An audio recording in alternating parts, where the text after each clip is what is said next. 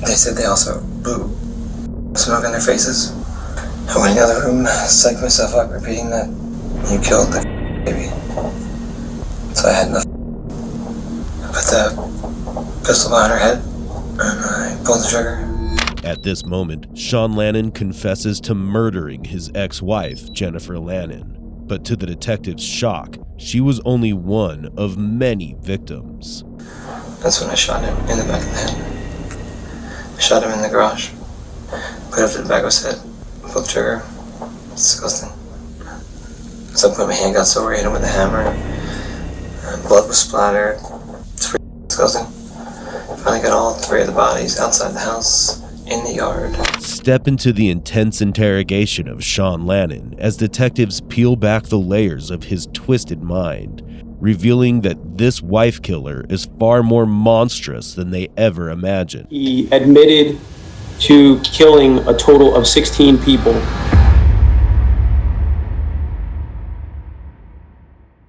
The story begins in Grants, New Mexico, when 21-year-old Matthew Miller was reported missing by his grandmother on January 29, 2021.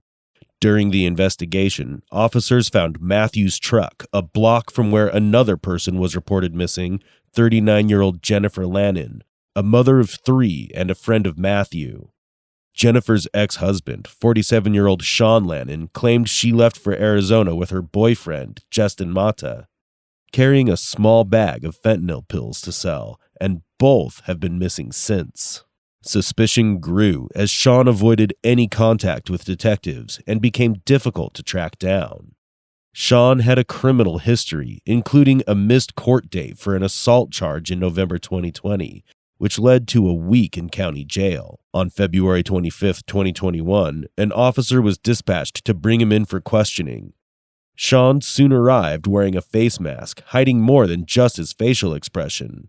But he didn't realize this was only the first of many interrogations. This is about these missing people. Right. You know that, okay? Everybody is a suspect, okay? Everybody. I deal with suspects, witnesses, and victims. Everybody is a suspect, okay? And it is my job to take the suspects one at a time and rule them out. Sounds good. And I can't rule one out. I can't move on to the next one. I can only deal with one at a time, okay? You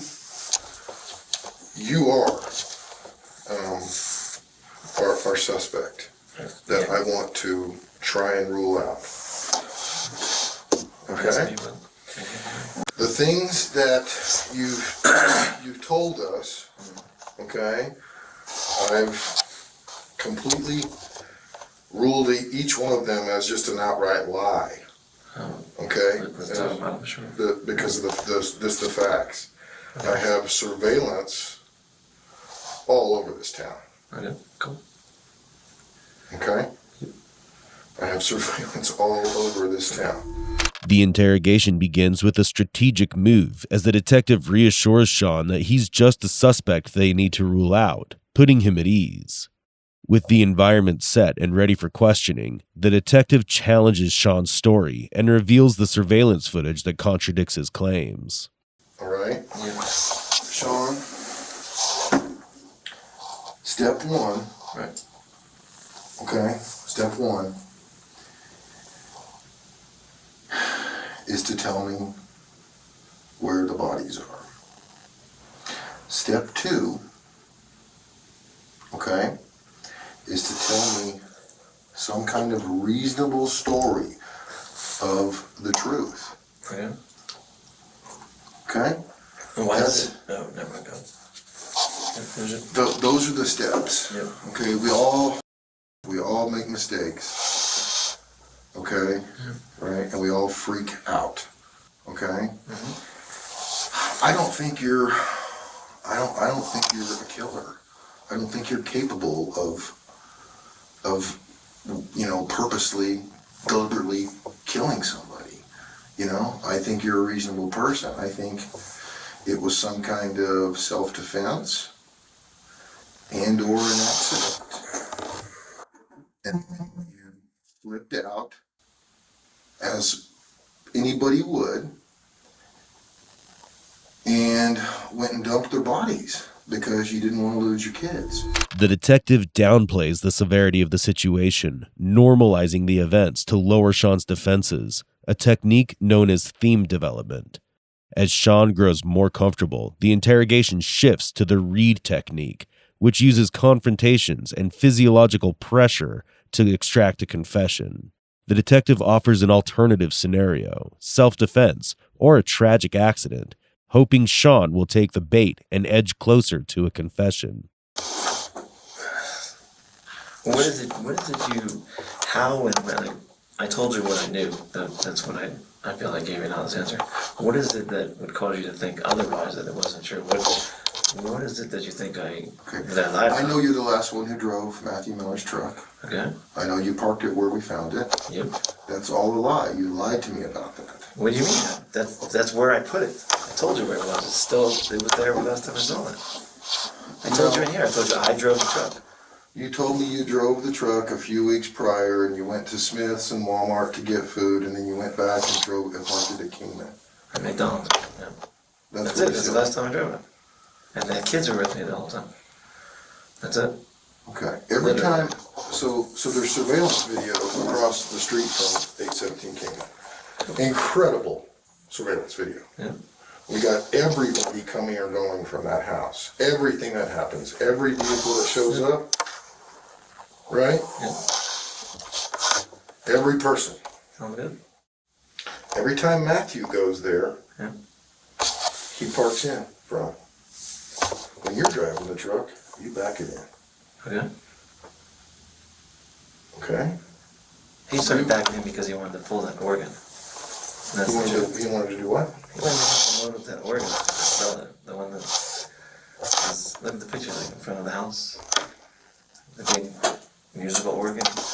Like I wasn't physically strong enough because I'm still recovering from the sickness. But, yep, pick it up.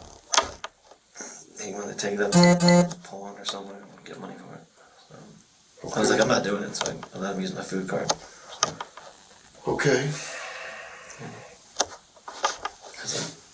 I picked up supplies, and that's it. Where's Matthew, and where's Jennifer, and where's Justin? I don't have that answer for you. I'm not part of whatever disappearance they're on. That's not my thing. So Shawn remains calm, using the interrogation to gauge what evidence the detective has against him. While denying any involvement, his demeanor stays casual.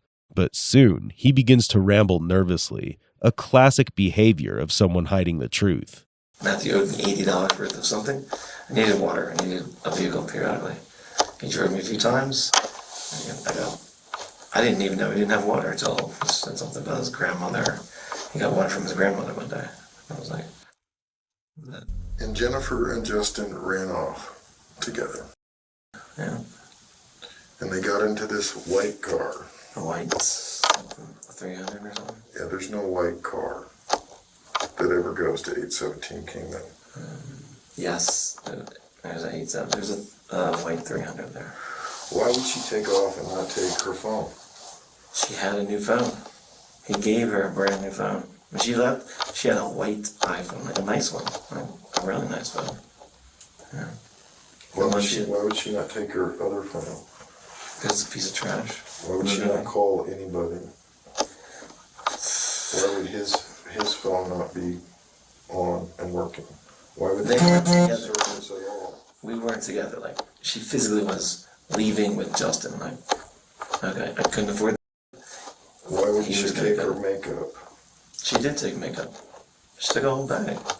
Yeah. The big flower bag? Like the suitcase? No, she had a backpack. Okay. It's a backpack, a nice one, female. Yeah, she's always prepared. So. Shawn, I think you guys got into a fight. I think it was just self-defense. Justin came at you, something weird happened, and you were just protecting yourself and the kids. That's what I think happened. And somehow they died. The detective uncovers a hidden connection between Shawn, Jennifer, and Matthew, one he failed to mention earlier. Seizing the moment, he suggests that Justin was the aggressor and Shawn acted in self-defense, hoping to draw out a confession. But the detective had no clue about the horrific revelations that lay ahead. Sorry. Man. Honestly.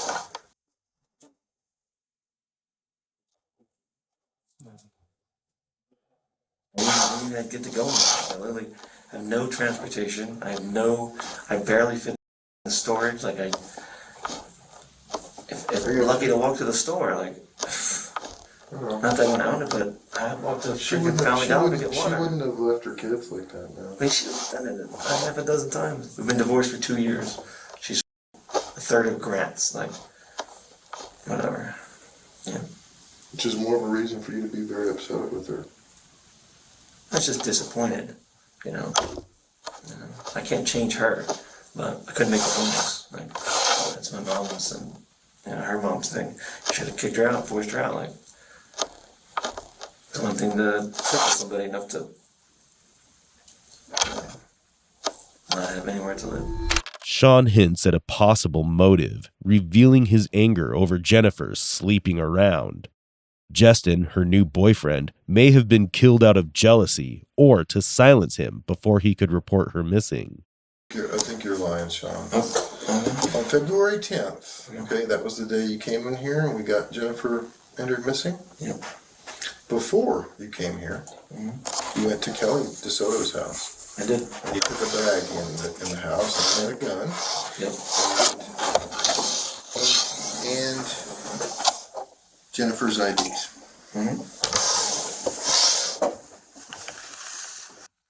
Why would you do that?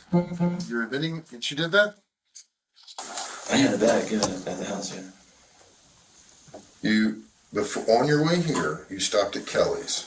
I stopped at Kelly's. Right? Yep. Talked to Kelly for a few minutes. And then I left. You took a bag in her house and hid the bag. I didn't hide the bag. It was on the kitchen table. That's it. It was my other bag, my laptop and everything. And there was a gun in the bag. There was Justin's gun, which was Tommy Archuleta's gun. So, It was Justin's gun. Justin, yeah, it's Justin's gun. He got it from Tommy Archuleta. Okay. What else was in the bag? Pocket knives. Kelly gave me a pocket knife. One of them was Justin's. Had like a weird green, like a tip, like you almost like break down with it. And then a utility knife on it. And Jennifer's IDs. And Jennifer's IDs, yeah. So, that's some of her IDs. I have all of her other stuff at the house. She has more IDs. So. And so, when you got done talking here, you left. You went back to Kelly's house to get that bag. No, I wanted my friggin' phone. I said, where's my phone at? Like, I don't have my phone. It wasn't in Dee's car. I never got the phone. So, what phone? What are you talking about? I had a phone, and I was like, where's my phone at? Where's my phone at? Why would it be at Kelly's house? Because the last place I had it, I thought I had it was at Kelly. She bolted out. That doesn't make sense, Shawn. Ask her. She literally bolted out. No, you took the bag with the gun and Jennifer's IDs. I took the bags like everywhere I go, and she kept the gun. Like the dog took it, I guess. That's apparently what it was. But yeah. Shawn appears nervous, constantly tapping on the desk and frequently sipping water, a common expression of anxiety. However, they may also be a calculated pause to give himself time to shape his next response. So are you planning on getting the bag back? I went to go pick up the laptop bag. I didn't realize the other one. I was like, oh. And then the pistol and the three knives are gone. Three what? Three pocket knives. Oh. And you didn't try to get that back? I said, where's the stuff that's in the bag? And Doug was like, this is what you're gonna get. And I was like, I wasn't trying to fight with him because he a little bit on the scary side. He has the pistol. Tommy Tommy sold. What happened to Jennifer's IDs and stuff? I still have them. Yeah. You got them back from Kelly's house? They were in the bag. They were in the bag. In the laptop bag? Yeah, they were in the bag. The only thing I didn't get was the 3 little knives. Like blades like this big, maybe. Why didn't you tell me this? With I didn't know I wasn't getting the stuff back until I didn't realize the other bag was there. I left the laptop bag by accident because I wanted to download the casino forms for her. She wanted to cash out. I wanted to cash out. My printer was in storage. She's like, I don't have the printer. I was like, all right, I'll be back. Drop everything, run, come back. I'm like, where's my phone at? Like, no phone. I'm like, where's my shit at? Like, what phone are you talking about? we had like an Android phone, another one. What was the number to it? I pulled all of the phone records, Okay. Shawn, Yeah. from your 99. The other one. And the one you claim was Jennifer's. Right. And Dee's. Because you were using Dee's phone to text Kelly after you left. Because you destroyed Jennifer's phone. I destroyed Jennifer's? You smashed it on the porch. Shawn struggles to explain the gun, but is it connected to the disappearances? He reacts defensively to the suggestion that he's getting rid of evidence, carefully sidestepping the trap set by the detectives. But soon, a shocking twist would shake the detectives to their core. I just want to give you this chance. You know, we're eventually going to figure out exactly what happened. We're eventually going to find them all. And that's a good thing. I think that they're deceased, don't you? I think she's going to pop up when she wants money. That's all I was It's remembering. been a month, man. She's disappeared for more than a month before. Hasn't called her mom. Hasn't had contact with any Her cop mom knows now anywhere that she's in on the the... United States. As soon as she Neither fucking has realized... Justin. Neither has Matthew. Matthew wouldn't have left 2 days without taking care of his cats. You're the last one in his car. Okay. I see your point. How did you... It doesn't change the fact that I used his card because he took $80 off my food card. His girl was there. I literally drove to get freaking water, groceries, like supply. Like, And you expect me to believe that you borrowed his car. He's okay with that. And he wants you and Justin, you want me to believe that Justin and Matthew, okay, told you to go park it a block away from your house. they were leaving again, together. I said, Why "All wouldn't right." they just park it at your house then? I tell them not to park in front of my shit all the time. There's too much You're drug the traffic one because of who backed JD. it in there. But I'm not doing anything sketchy. Trying to take trash or pick up groceries. There's nothing sketchy. I don't have to worry about. These people go in and out on the main strip, park for a minute because of. Okay. That's shady. Parking in the driveway is normal. Like, load up, like do something. Groceries. Something. Okay, your fingerprints and your DNA are going to be in the truck. Obviously. Yeah. And the kids are in there too. Right? Okay. After his release, Shawn returned to Albuquerque to collect his children, planning to take them back to New Jersey. But just days later, on March 5th, 2021, 2 officers were called to Albuquerque International Airport to investigate an abandoned, beat-up Ford Ranger. And what they discovered next changed the course of the entire investigation. Kind of smells, but I mean, not to like decompose or anything, you know what I mean? It was here yesterday as well, I believe. Oh, it was? Yeah, there were reports of the same vehicle here yesterday. Yeah. So they maybe left and came back then? It's how it's shown to the cop. So there's a pretty foul smell coming from the vehicle every so often. I don't know if you noticed. Yeah, I can't really tell what it was. It didn't really sound like, I can't really think it smelled like decomp body or something like that, but I don't know. Yeah, I can smell something, but I can't really tell what it was. It also smells like dirty. Yeah, it's just kind of odd and out of place, especially with all the Tupperware in there. And Yeah, it's definitely weird. In the front seat lay the dismembered bodies of Jennifer Lannon, Justin Mata, and Matthew Miller. But that wasn't all. Beneath them, they discovered the corpse of 60-year-old Randall Apostolin, and under his body, the murder weapon itself, a sledgehammer. While investigators unraveled the gruesome discovery in Albuquerque, another crime unfolded nearly 2,000 miles away. On March 8, 2021, in East Greenwich, New Jersey, 66-year-old Michael Debkowski was found beaten to death with a hammer. Police quickly zeroed in on the area, spotting someone inside Michael's car. 18 officers surrounded the vehicle before a deputy marshal shattered the window. Inside, they found Shawn Lannon. He surrendered without a fight.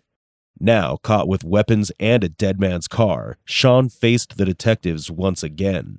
But this time, denial was no longer an option, and neither could he hide behind a mask. Can we get you anything? I know there's at least bring food, right? They're bringing you some McDonald's when it gets here.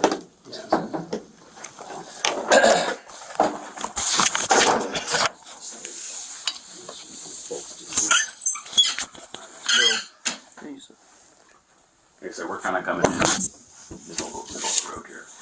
I just want to kind of talk to you some about some things that happened in New Mexico in general, but Albuquerque after the fact. From wherever you're ready to begin, man. I know you just kind of tell me how you got into New Mexico and how some of this went down, man. I got a job assignment in Mexico 4 years ago. Job for the kids, nanny. The nanny was Diana. Sometime later, Jennifer comes. Jennifer never get along, so at some point, Diana took a job with corrections and did that. Jen stayed at the house, failed out of rehab a couple times. Pretty much always had nanny off and on, covered on the kids. I worked a lot. Recently I lost my job after I got sick. Apparently had endocarditis, an infection in my heart. Apparently there was a punctured lung at some point. I never knew it. Maybe that was the source. In the hospital, lost my job, came back. I wish I'd learned to walk again. Shawn shifts the focus to his hardships, likely in an attempt to gain sympathy from the detectives, which is a common tactic seen in narcissists and sociopaths. But his next statement was unlike anything the detectives had ever heard. Unemployment, pretty much getting evicted and leaving the house. Plan was to get to New Jersey, get the kids back safe. So, one day I took a walk at Walmart, purchased a dollar stroller, and to get groceries. Pretty good walk from where I lived on Kingman Avenue to Walmart.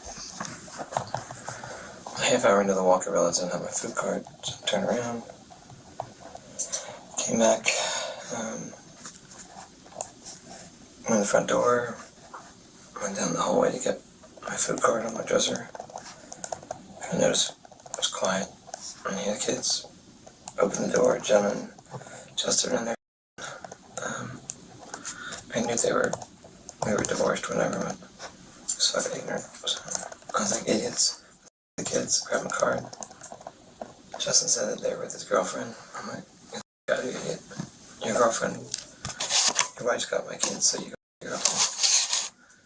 So call the kids, nothing. Open the door, cross your mind. It's pile of blankets behind the blankets of the kids. Pick up. Pretty much like right on top of them. No response. Pick up. I'm not breathing. Doesn't seem like she's breathing, so I'm flipping out. I put her against me. I could feel her. She got shallow breaths. She's tall with us. So I'm screaming at the two of them. The kids.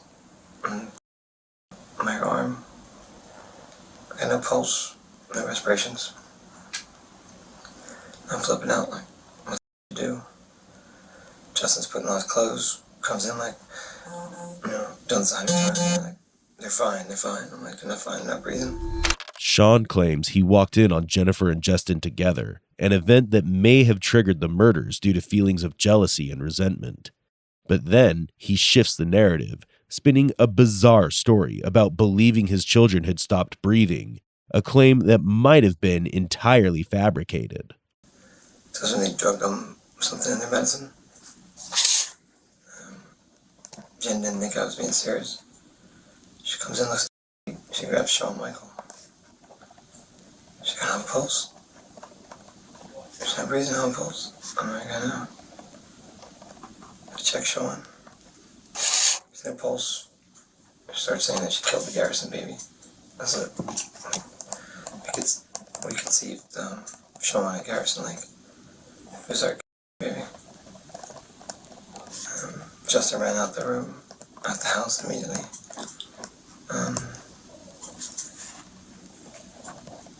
At this point, we're just crying and holding the kids. Jen's adamant she's gonna overdose. She kisses the kids on the forehead, all three of them. And says, I'll see you in a minute. She goes to draw. I put her on the couch in the living room. Positioned the couch at the door so that when the nanny got there in a couple hours,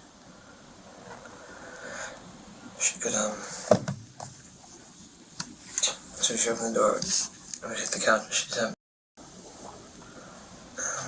she had blankets and pillows on her. I went back to the room. They said they also blew smoke in their faces, so I didn't know if Narcan would work. We looked around the garage and I found one. Narcan was a single layer applicator. There's 2 kids. So I grabbed a jerry rig some in about less than a minute. Took 2 sports cup straws. Duct tape right put them over the applicator. Rolled their faces, bodies together there and there, and I put in each one. I fired it off. Nothing happened. They assumed like I've done it for other people. It was like immediate. They'd always pop up. Shawn claims he saved his children from drug exposure, allegedly blown on them by Jennifer and Justin. But his cold, emotionless tone, devoid of remorse, suggests that he's merely putting on an act. The confessions that followed, however, were unlike anything they had heard before. How long between the time that you shoot Jennifer, that you shoot Justin? It was at least a week. Took a while. How did you get him to come over? I was baiting as if I was Jennifer on the phone. Yeah. So you thought he was to meet Jennifer? Yeah. So, he was walking. He was in front of me. He was looking at some of the fine china. He wanted to hawk it or something. Heading back in towards the house. We're in the far back bedroom. When the door was locked anyway, we took a sort of barricade. Just with all the moving stuff so that they couldn't come out. He didn't know it was coming. Put it up to the back of his head. Pulled the trigger. It's disgusting. Again. Fell right there on the floor. I stepped over, walked, checked the kids. Took like another day or two to figure out how to put him in something. Shawn claims Jennifer was going to overdose in an attempt to take her own life, framing his act of shooting her as something less monstrous. But then he reveals a chilling truth. He lured Justin to his home and killed him days later, a clear case of premeditated murder. He also admits to executing Matthew with a shot to the back of the head, claiming both Matthew and Justin were involved in assaulting his children. It's pretty disgusting. Finally got all 3 of the bodies outside the house, in the yard. Take out the back. Make the slider door around the backside. I put them underneath this tree, and I put like the grill and all that stuff, blockading them in. Because we still lived in the house, cleaning up what I could. All the while, the landlord was in and out, constantly checking the house. Another variable. And then, as I pack up the stuff, I'd take stuff to use one of my friend's trucks, take it to storage, the kids in the front seats with me, and then pick up at the storage containers. Took them, not those storage containers, they were outside the house, the actual stuff. Took them to storage until the house was pretty much empty. At some point he brought me the boxes, I put them in the back. I couldn't come up with enough money for the vehicle, so he was going to take the truck back, so I found somewhere else for the boxes to be, the storage containers. I was going to hold them for $150. He wanted another $300 once we got to his place. I don't have another $300. The other guy or Miguel? No, Randy wanted another $300 to hold the boxes. Alright. So I didn't have $300. So he's like, well, I'm going to drop you back off. So we left, came back to the Pearl. The box was still in the back. Pulled in right there. We got in a fight. I killed him in the front seat. He was in the driver's seat. I hit him 2 or 3 times with my hands. I flipped the key to dissolve position. And I proceeded to, daytime, the same day I got picked up. People, no one happened to see anything. At some point my hand got sore, I hit him with a hammer. Blood was splattered. No one came around. I literally got out, cleaned the windows, put something over them, flipped them to the drivers, from the drivers to the passenger. It's pretty fucking disgusting. Huge puddle underneath the truck coming out the side door. I tried to clean that up too. Shawn claims that Randall Apostolin demanded an extra $300 to help move the storage containers holding the bodies. A fight broke out, and Shawn admitted to killing him. But what's truly disturbing is his demeanor and casual tone of recounting each horrific crime with indifference. Shawn returned to New Jersey to kill Michael Debkowski, alleging that the man had compromising photos of him as a child, yet he offered no evidence for it. He also told police he had killed many more, targeting those involved in drug trafficking in New Mexico. He admitted to killing a total of 16 people between New Mexico, albeit 15 being in New Mexico and 1 in the state of New Jersey. They found the dismembered bodies of Mr. Lannon's former wife, her boyfriend, I believe, and her boyfriend's friend. And with respect to the lesser included offense of count 1, second-degree murder, how do you plead? I'm guilty. Shawn pleaded guilty to murdering Michael Debkowski in New Jersey, accepting a plea deal for 35 years in prison with parole eligibility after 30. Meanwhile, New Mexico authorities prepare to charge him with 4 more murders, planning his extradition once his New Jersey sentence is complete. Murderer, may you live your life miserably, feel the pain which you deserve to feel daily about taking the lives of innocent people. I can only wish it be hell on earth for your actions you committed. I don't know what evil poisoned your heart and mind that caused you to murder my brother, Randall Apostolin. What deranged state of mind consumed you to murder your ex-wife, Jennifer Lannon, or Justin Mata, or Matthew Miller, or Michael Debkowski? I do wish that New Mexico had the death penalty. The murderer deserves the death penalty. Shawn Lannon's crimes left a trail of devastation across multiple states. Was he a man pushed to the edge, or a cold-blooded killer who found it easier to kill each time? Please share your thoughts on this case in the comments section below. Also, like, share, and subscribe to our channel for more such content. We extend our deepest sympathies to the families and loved ones of the victims in this tragic case.